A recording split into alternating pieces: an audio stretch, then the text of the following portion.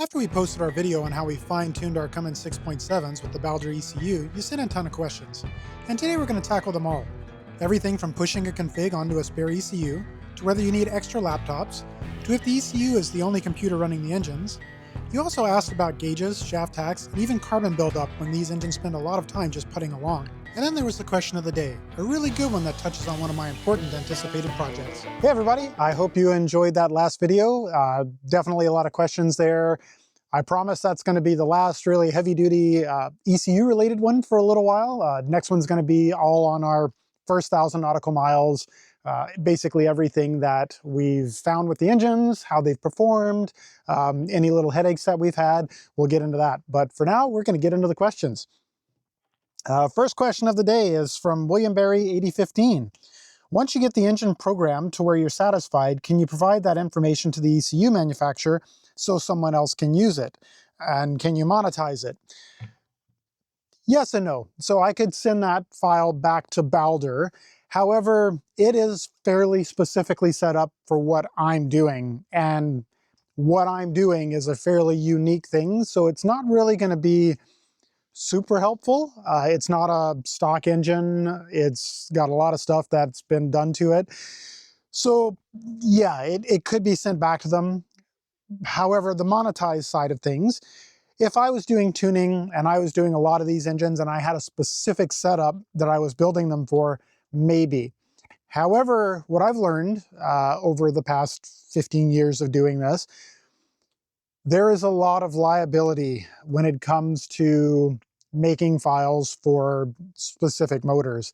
And if you're making a base file, they're really not worth a lot. It does make it easier for people. I'm one who tends to just give that stuff away for a base file rather than trying to make money off of it, because if it comes back to it where somebody puts that onto an engine and it's designated as a tune file, and that engine blows up, that opens up a lot of room for people to come after you legally wise or liability wise. Whereas if I just have a base file that's sent and it's marked as a 100%, this is just to get the engine running, that's a different story. And if Baldur puts that on his website, it doesn't come back to me. It's just, hey, use these files at your own risk. They are just made to get the engine up and running. So yes, I could send it back to Baldur. However, as far as I know, he's already got a base file set up now for those engines. But monetized, no, not really. Not in this particular circumstance. And just to mention to you guys, we are currently sitting right around the corner from Athelda Bay. Beautiful little anchorage, but you notice it's not sunny, and I've got my toque on and my jacket on and my long pants on. It's September, starting to get a little cool up here in British Columbia, and the summer is starting to wane, but anchorages are still gorgeous, and we still plan to do lots of winter cruising. So great place, not summertime anymore. Next question is from TonyWare X8W. Well explained. I follow the logic, but how do you manage to hold the big picture in your head? Thank you. Honestly, my head, for whatever the reason, is just suited for this kind of thing.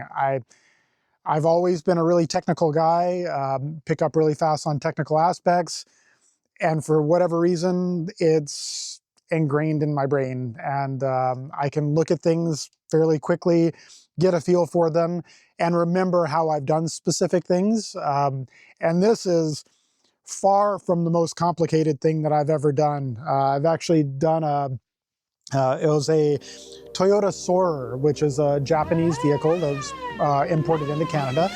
And it's got a 1JZ engine in it. And this is, you've probably, or some of you may have heard of the 2JZ engine, which is kind of like the holy grail of all the Japanese engines. It's one of the most popular. The 1JZ is a little brother to that. So it's a 2.5 liter displacement versus the 3 liter displacement of the 2JZ. And it's an inline 6. And these are fairly, people love them, but they're fairly basic engines. The biggest huge thing about them is they're incredibly strong, which made them really popular. But they've got room for improvement. So with this specific engine, I've done a twin charging setup, which means I've got both a turbocharger and a supercharger controlling it. I've pulled off the single throttle body. We've done individual throttle bodies, all electronically controlled with a e-throttle. And then the switching between the supercharger and the turbocharger, because the turbocharger is off of a BMW, I can't even remember the exact generations, but the E something or other, they use a clutched supercharger, which means the supercharger can turn on and off. Remember those old Mad Max movies where he could flick a switch and all of a sudden the supercharger would start spinning? It's kind of like that, just with a much more modern, more efficient supercharger. So I've basically got to turn that supercharger off once the turbocharger builds boost. And the algorithm that I built in there to make all that happen is nuts. It takes pressures between stages, it takes RPM, it takes turbocharger RPM, and it uses all of that to control that transition between the supercharger and the turbocharger, as well as a second electronic valve that caps off the inlet of the turbocharger to prevent the supercharger pressures from bleeding back through the compressor housing. So all of that stuff is just, like I said, my brain just works that way and I enjoy it, and it's a puzzle for me figuring out how to make it all work. And it just, once I do it, I remember how I've done it. And yeah, it's just fun. I enjoy it. And this is how my brain works. On a negative note, how does your brain work with cleaning? Not so well. People have actually made comments, and especially in the comments on our videos, that they're shocked by how messy my engine room is when I'm working. And it is pretty shocking. And the guys that I used to work with, they used to comment on this as well. They were shocked at how I could be so messy. Once I get into a zone, I don't even notice any of that. I am 100% focused on what I'm doing. And Janice will actually comment, she'll put something somewhere so I will remember it. And I will literally step over it to go work on something else that I'm doing because I don't even see it. Like, I'm subconsciously just working around everything around me, and my mind is 100% focused on what I'm doing. So yeah, people's minds work differently, and that's just the way mine works. Got a question from KKM. Sub-zero in your engine room. Isn't your washer in there too? And aren't your water pipes getting damaged then? Yes, sub-zero in the engine room, and that's actually one of the reasons why we've moved our lithium bank up to the pilot house, because it does get cold in the engine room. However, it's not a consistent cold. Usually in the wintertime, we're running the generator at least once a day, which does heat things up again. So yes, it can get cold, it just doesn't stay cold. And things that are low in the engine room, funny enough, because yes, cold air drops, but also the water temperature is above freezing on the outside of the boat. So the close to hull areas typically are maybe a little bit warmer.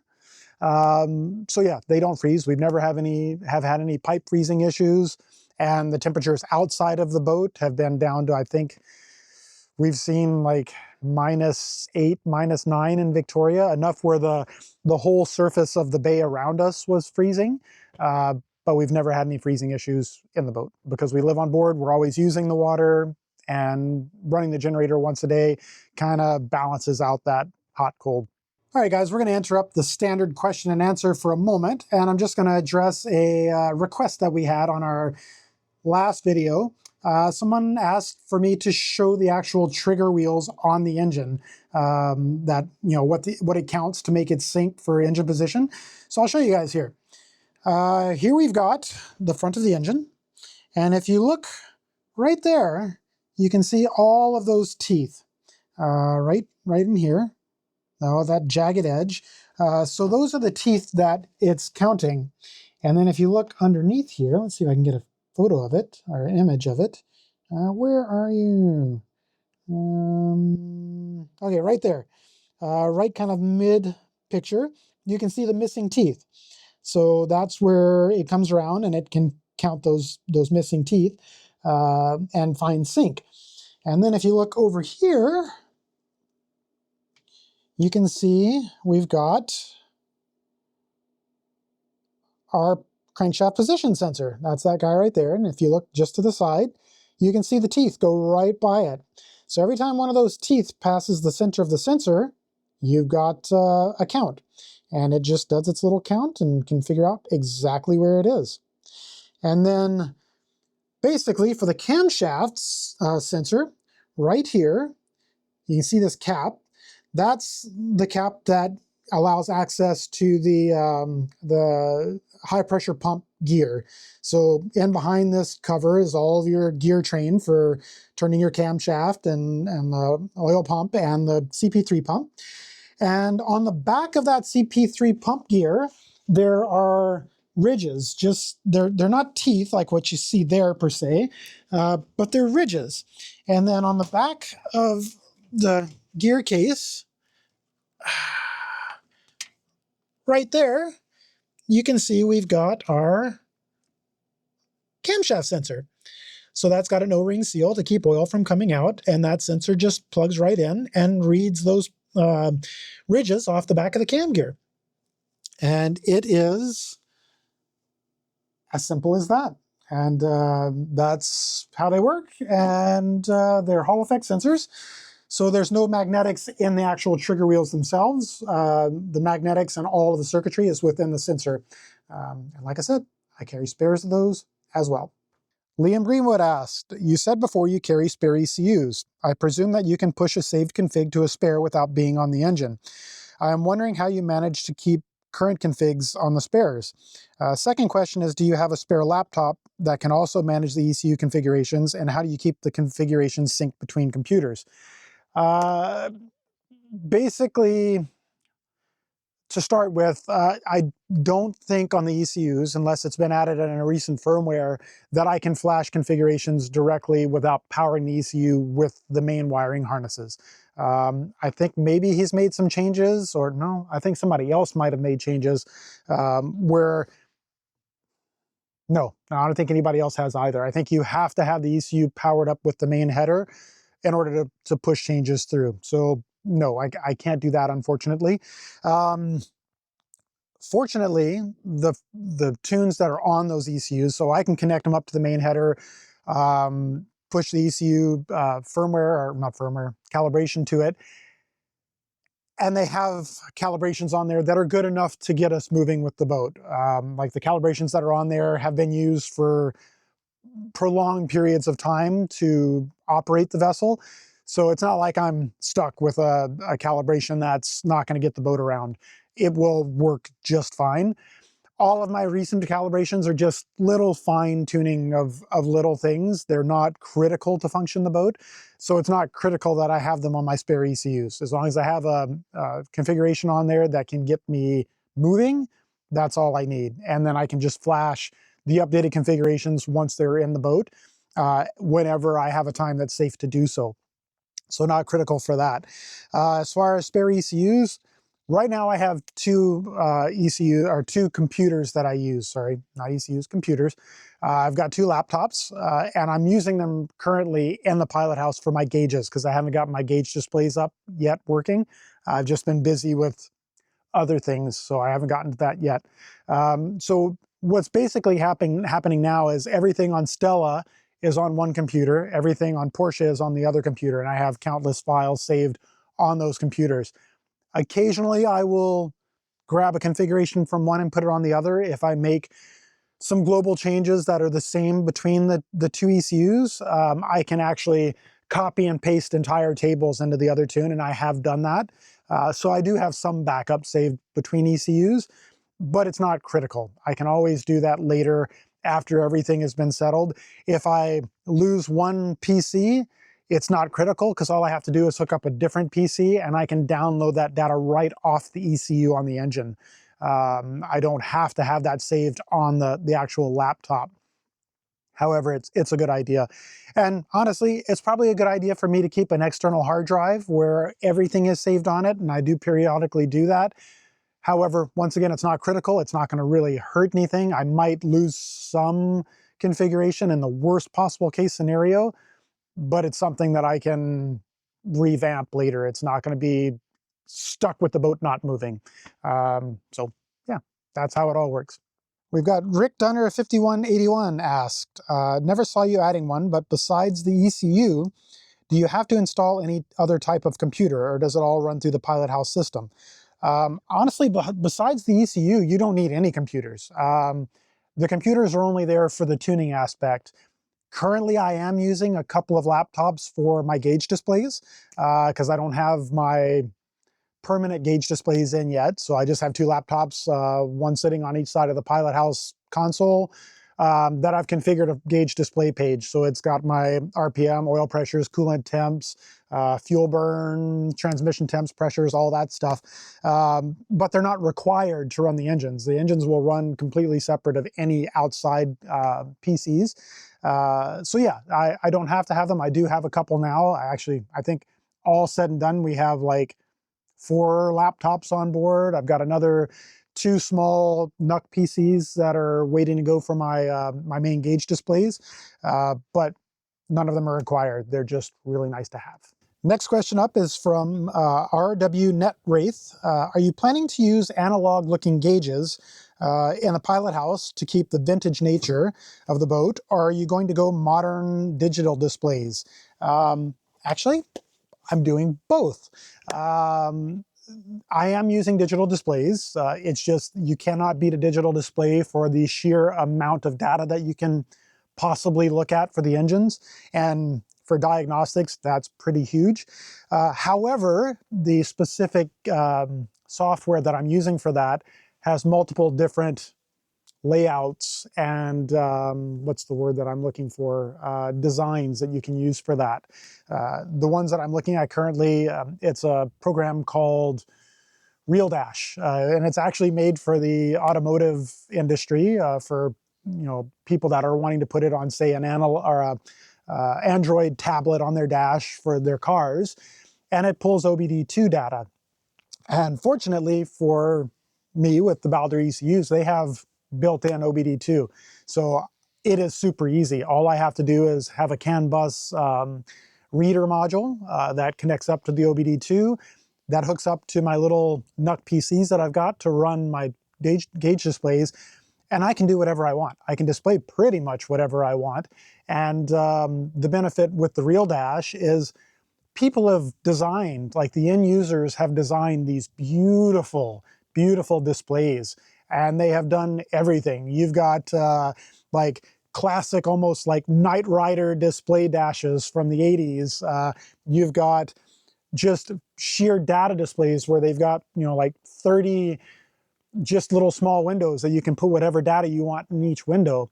Well, the one that I'm looking at is actually, I think it's literally called Classic, and it's a really nice like bronze display. It's got very classic looking gauges on it, so it is still a digital display, but it has a fairly classic look to it. So I can get the benefits of my digital display to give me any data I need, but it still retains some of that classic look. So best of both worlds. Got a good question here from Leon609, and this is something that I was concerned about as well, getting into this whole project with the electronic engines.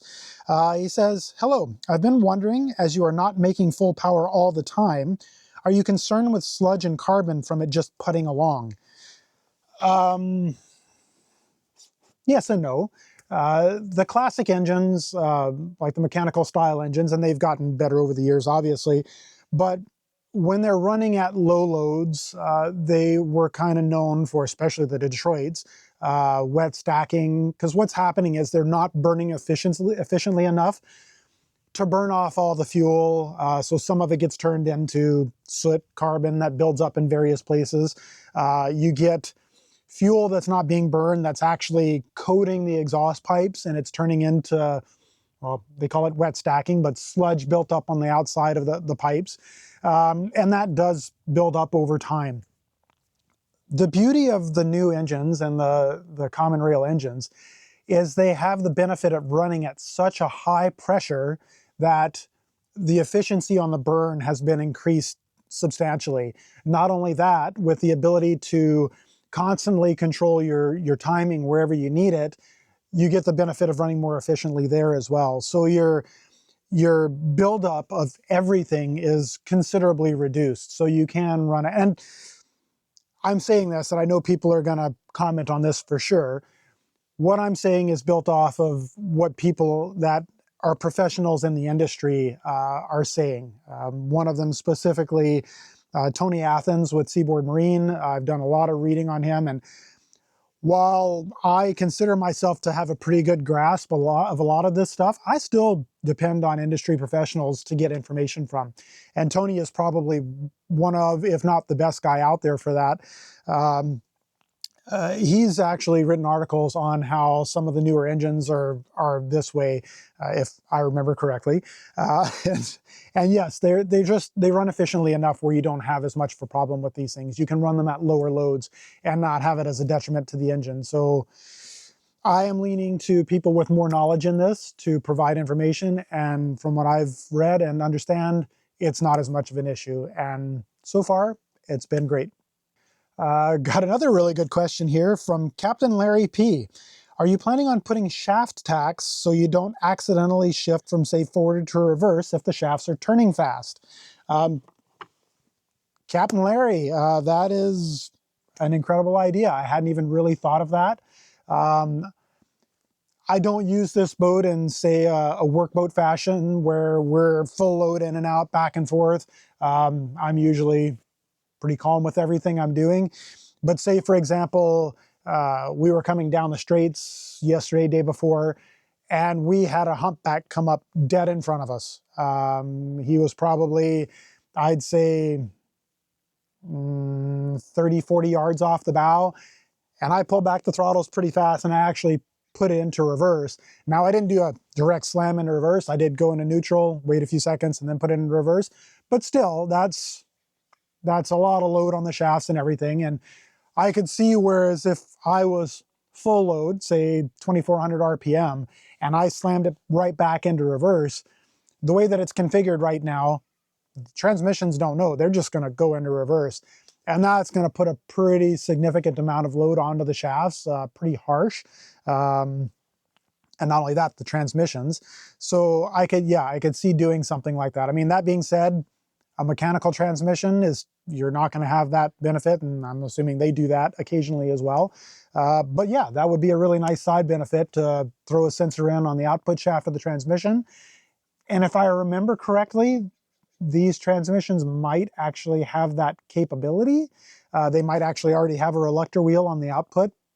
I'm grasping at memory here. I'll have to look, but I think they do have that option.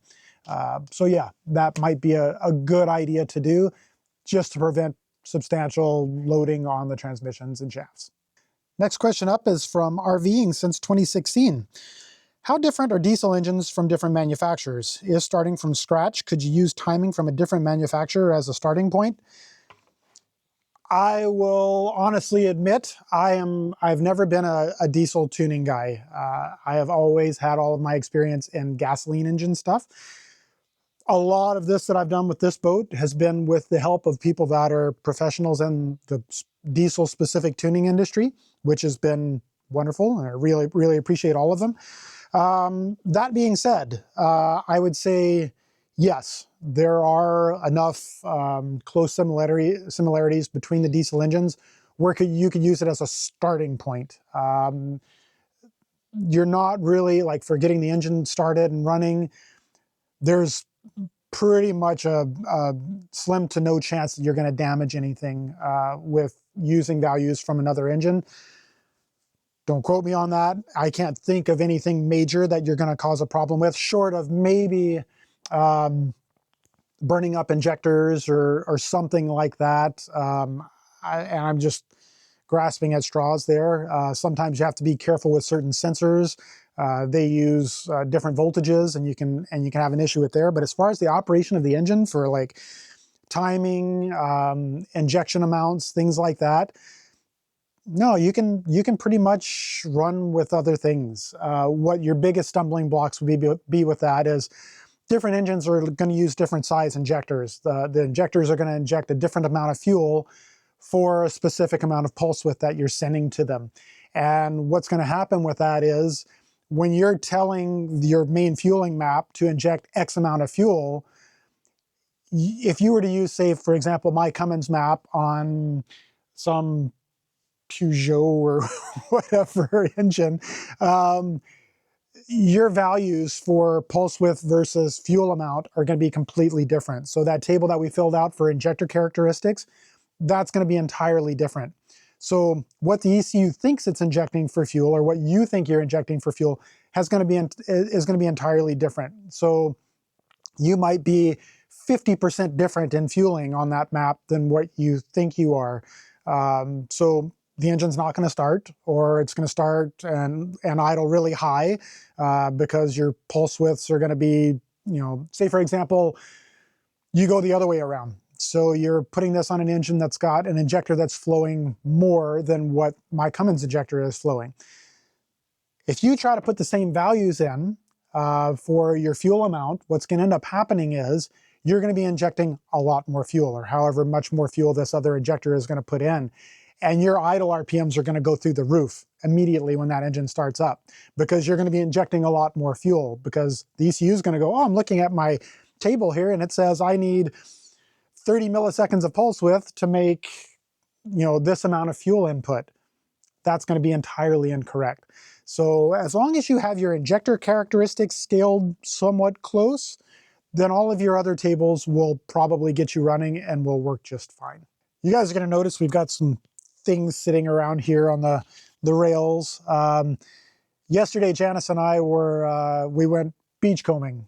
We love getting in the tender, just going around, checking the beaches, doing some gunk holing around, which is just when you take the tender and you go into little inlets and stuff. Well, we decided to go to the west coast of Bernard Island, which is the island that we're at right now, and do some beach combing. And the amount of garbage on the beaches coming from, well, we found a lot of stuff from Japan. Big tsunami in Japan a few years back. You guys will probably remember. A lot of that stuff ends up on our beaches. So we were finding water bottles and floats and such with Japanese writing on it, because a lot of that stuff it just got deposited on our beaches here. And behind Janice here, if you look, this is a garbage bag that is full of water bottles, sunscreen bottles, floats, hoses, you name it, all plastic that ends up on the beaches. And that wasn't even a big beach, and we didn't even remotely get it all. Don't forget your slippers. Oh yeah, and I found a brand new pair of black slippers in a plastic bag. If they weren't green with algae growing on them, they'd probably be a nice pair of slippers. So yeah, all this stuff ends up on our beaches, and we try to pick it up whenever we can. A little bit tougher for us right now because we're nowhere near any place where we can deposit the garbage, so we have to be careful with how much of it we pick up, but we try to grab some of it. But we didn't even, we might have barely made a dent in what was on that beach. And honestly, when you're standing on the beach, you don't really notice it a lot. Like, you'll see maybe something here and something there, but that stuff is everywhere. And we were just on the beach. That's going to be all in the rocks, all on shore.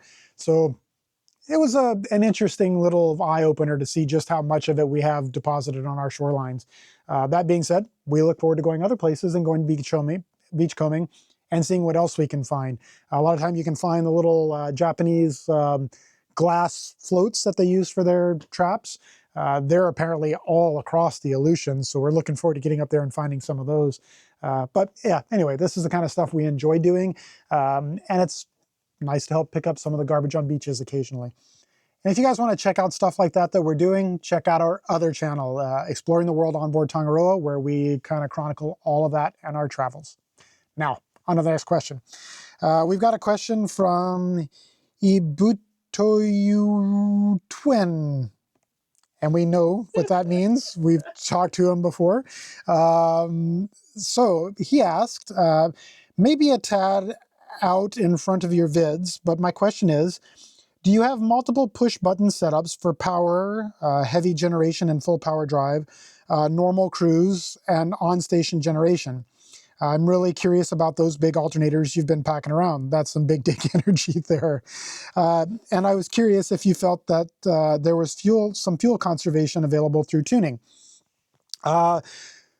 So For the generators, or for the big alternators, I haven't gotten to installing those yet. I've been working on some other stuff. We've got some things that are a little bit more priority that I've been tackling, such as getting my generator, the standard generator setups, working as I want, doing rear doors here on the aft deck, making the boat a little bit more seaworthy, kind of concentrating on all that stuff right now. And that just hasn't made its way up to the top of the priorities list yet, although it's pretty close. As far as different buttons, I'm assuming what you're asking is if I, for example, wanted to use the engines as a redundancy for my generator, and we were sitting in a cove and I wanted to just push a button to put the generator or the engine into generator mode, which absolutely is possible. If I had the alternator on there, I could have it set up where it was on a different map where I could push a button and have the engine start, probably have it do a warm-up cycle, and then go to generation RPM, which I would imagine would be probably, for those alternators, probably around the 1500 RPM range, and hold it there. I probably could. I don't. And as far as like full power and just regular cruising, there's not really a need to, because I've got my throttles for that when we're driving along. But I could do a quiet mode for the generator where I could bring our engines, where I could bring them down to a lower RPM and produce a lesser amperage out of the alternator. I could do a higher load, higher RPM. Yes, there's all this stuff that I could do, and the Baldur ECU leaves me flexibility for that. But I haven't done any of that yet. As I said earlier, I'm kind of focused on other things. Now, to get to the last question there, benefits of tuning for fuel consumption. Yes, I have been working on that. My biggest gain that I've seen so far is higher fuel injection pressures, so cranking my rail pressure higher.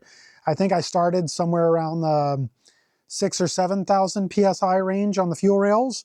I've since now got them up to around the 15,000 PSI range. And I've noticed about a half a gallon per hour benefit from doing so. And the reason for that is, for starters, better efficiency on the fuel burn. Higher pressures equal higher atomization on the injection, which equals better fuel burn. Better fuel burn equals faster fuel burn, which basically goes back to more timing. If that burn is happening faster and my peak pressures are happening sooner, it's basically advancing my timing, which is making more power on the engine. So it kind of all rolls hand in hand with everything. But yes, that increasing my rail pressure has gained me substantially better fuel consumption from what I've seen, from what I've done so far. So far so good. I'll probably keep tweaking it over the years here. But so far, I've gotten some pretty good response out of it. Next question up from Steve Kucherek, 7299. I really appreciate the time you take to answer everyone's questions. Thank you. I try to get to all of them. I love the tech talk, being that I have a small marine repair business here in the Detroit area. On a different note, how do you think your boat would handle in the open ocean, given that it has a fairly slow top speed and a non-planing hull? I know that with flat seas or 2-foot waves, you should be fine, but if you encounter some seriously big wave action, do you think that your boat would handle it? Also, not to look too far into the future, but is this boat something that you see yourselves hanging on to for the unforgettable, or I guess unforeseeable future, or foreseeable future? Keep the videos coming.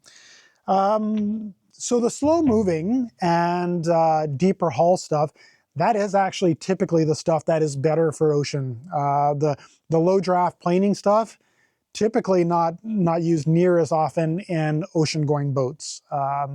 You want deep, you want ballast. That is a more stable boat for ocean stuff as far as big waves go.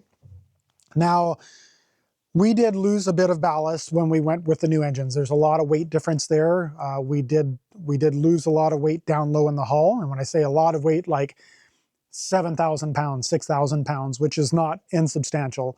That being said, all of our tanks in the boat for fuel are keel tanks. And 7,000 pounds is like having one of those 3 tanks empty. So yes, it did make an impact, but not as much as you would think. That being said, ballasting is something that is on my radar. And likely when we are hauled out in Alaska this year, over the winter, we are going to do some more ballasting. We're going to add some weight down low to bring that back up again. The boat is fairly deep. We have a 5.5 foot draft, and it's a big, I mean, the boat is technically a semi-displacement or a semi-planing, but it's got a big, deep draft on it. I like a whale underneath. The only part of the boat that's fairly shallow is this rear section that we're standing on here. It's aft of the keel. The big round section does kind of wrap back up to a shallower area. But if we can get weight down in those deep areas, we're doing pretty well for balance. We found that she does perform more like a displacement hull than a semi-displacement or a planing hull. So as far as offshore stability, she does pretty well for that. Now, next question, as far as us keeping this boat, 100%. For the foreseeable future, we have no interest in going to a different boat. We love Tangaroa, and we love making improvements on Tangaroa and making her into what we want in a vessel. And that's huge for us. So no, we won't be getting rid of this boat anytime soon until you can pry her from our cold, dead fingers. Got a funny comment here from Tamar31908. I am way old school, still using the coal dust technique. Steam is the way to go. How do you know if you're getting the right amount of coal dust at the right time? What's your coal dust ratio to air? Well, I suppose if you put a sensor on there to tell your coal dust ratio, it could tell your coal shoveler how many shovels to put in. And if you know how much energy was coming from your every square foot of coal dust, you could properly add the amount of shovels in there. Yeah, it's that's a good one, but it's all on the calculations on these new electronic engines, and you could theoretically get that right back to your coal dust and make it work as efficiently as possible. Thank you so much for the questions, everybody. We're here to the question of the day. This one we kind of briefly touched on it in previous answers, but we're going to go a bit more into it here. RV Sparky, twofold question. Can you monitor/adjust both ECMs on your laptop at the same time, comparing notes between them, or do you have access to one at a time? Second, are you integrating them into your Helm computer so that you can watch them while you're piloting, or does that have to be on a separate computer? Good questions. So I've had a couple of times where I've forgotten to bring a laptop. Back when we were in Victoria and I was using my laptop for tuning at the shop, and I forgot to bring it with me. And I have successfully been able to connect both ECUs to one computer and look at both screens on one display. It was a little bit finicky, and it was tough to get working. I found that it would, even if I were to tell it which ECU to connect to, which you can in the software, it would kind of try to reconnect to the same computer. And I couldn't really found a way to reliably have it connect to both the PCs at the same, or both the ECUs at the same time on one PC. Although I'm certain with more time into it and more effort, I probably could. And yes, if I could do that, then I could have two separate BG calibrator apps open at the same time to one specific table, and I could cut and paste tables and chunks of that mapping into the other computer and other ECU and have it work.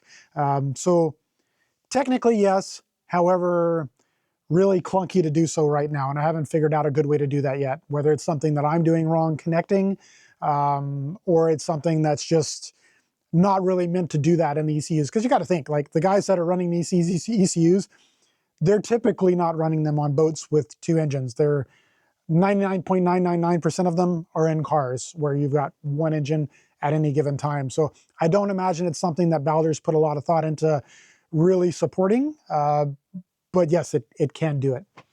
Now, the last bit of the question there is on putting them onto the chart plotter. I don't plan to put them onto the plotter display, even though I could. I believe Even the new Time Zero has got some options for that, where I can display certain engine gauges on the Time Zero software. But even then, I could add in my actual gauge software onto my main computer on the plotter display, but it wouldn't be directly attached to the plotter per se. And I haven't really looked into it much. I don't know if I can run 2 instances of Real Dash and have it run in separate windows on the PC. So I can't answer that question yet. However, it might be something I'll look into for kind of like a backup setup. For now, my intention is to run 2 separate Intel NUC NUC ECUs. They're little tiny guys, and run them with their own completely standalone versions of Real Dash software and displaying on their own ECU or their own displays connected to each separate ECU. That's the plan currently. That way, they're not linked to each other. If I have one failure with one ECU, it's not going to knock down both of them. It'll just be standalone. All right, guys, that's been the question and answer. Thank you to everyone for posting up your questions in the comments there. We absolutely love that. Next week is going to be on the first 1,000 nautical miles with the engines. All of the issues we've had, I say all of, the minimal issues we've had, thoughts, concerns on the engines, things like that. And lastly, we are pushing to get our YouTube play button, and we would really love it if everyone could subscribe. It's free, doesn't cost anything, really easy for you. Just hit the subscribe button. It'd be a super awesome birthday present. I've got birthday coming up. Janice has actually got a birthday coming up before I do. And we would love to be able to get our play button, so please. Yeah, but you're turning 50. I'm turning 50, yeah. So that's coming up pretty soon here. So yes, no effort, just hit the subscribe button. We'd really appreciate it. Thanks for watching the video, guys, and we'll see you next week. If you're new here and want to see how this all started, check out our entire Cummins Repower from the very beginning. From pulling out those old Detroits to wiring in these new 6.7s, it's all in this playlist. Click it and follow along with the whole build.